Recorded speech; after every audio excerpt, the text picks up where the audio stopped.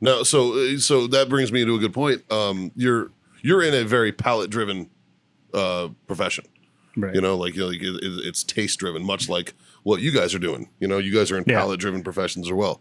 So Jazz and Dave, also, in your guys' opinion, what cigar do you think pairs best with like a lighter beer? Oh, that's tough. Yeah, dude. Like what kind of cigar? Not necessarily specific. So there's a lot that goes into that, right? Yeah. And so, I mean, are you talking like an IPA? Are you talking like a lager? No, like a lighter lager. For instance. even that's tough. And here's why I'll say it's tough.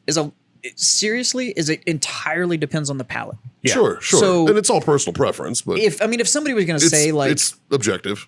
So let's say Back Unturned wanted to do a cigar night, and they were like, we're going to do a flight, and then let's do like 3 cigars with this, like these 3 beers, and like we were going to pair it, and we were going to start with like the Kolsch. Believe it or not, with something like the Kolsch, I would probably go something that was on the like more medium to full and on the spicier side, because this beer is it's a lighter, easier drinking beer. Yeah. I would probably stick with something like from 724, we have 2 different Ecuadorian Habanos. Uh-huh. And I would probably recommend one of those against the Kolsch because the Kolsch it's a smoother, easier drinking beer. Yeah.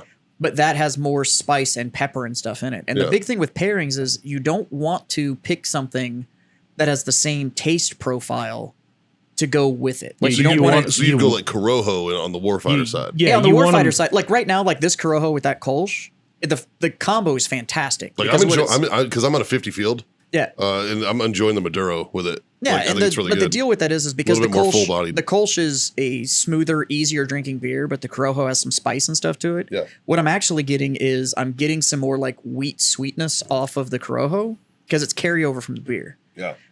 So you want to find something that's kind of complementary but opposing for the flavor profile. Like I wouldn't take a Connecticut and pair it with this Kolsch because you've got a light cigar and a lighter beer, and you're just going to end up kind of masking the two against each other, so you won't taste either. So in that respect, like a strong IPA or something like that, would you say that a lighter cigar? I would actually stick with something more Maduro so that you were getting more earth tones, so that all of that sharpness that you're picking up out of the beer, you want something that's got a more earthy leather kind of tone to it. That's going to kind of soften the bite from the hops on the IPAs. Uh-huh.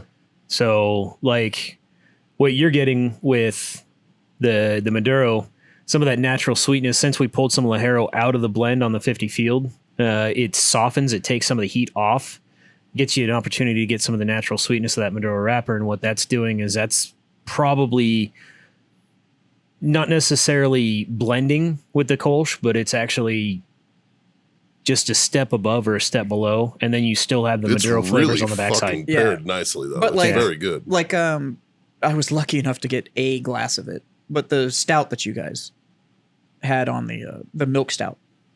More recently, the one that was a couple weeks ago that sold out in like 3 fucking days. So I got like a pour of it, and then it was.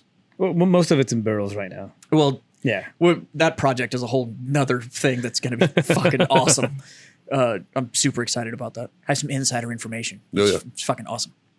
But that one, believe it or not, that beer with a good Connecticut is how I would have paired it, because that was it was so deep and so rich and had like it was it's you. So you want to pick something that's got a lighter, it's got a lighter tone so that they're pairing off each other, because it's going to show the passive highlights in the beer.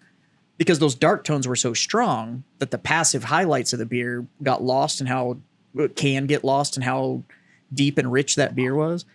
Using something like a Connecticut that would have a lighter tone to it is going to help highlight the kind of the more passive tones in the beer. So you want to do something that's going to highlight it off. You don't necessarily want to, like, I wouldn't say grab an Oscuro and a stout and smoke them together, because that's all just deep, dark. Yeah. Like super earthy tones on top of each other. It's all just going to mix. Like you're not going to be able to isolate the two flavors against each other. It's the whole idea of like candied bacon. Like you get that like sweet and salty at the same time. Yeah. That's why chocolate covered pretzels are so fucking good.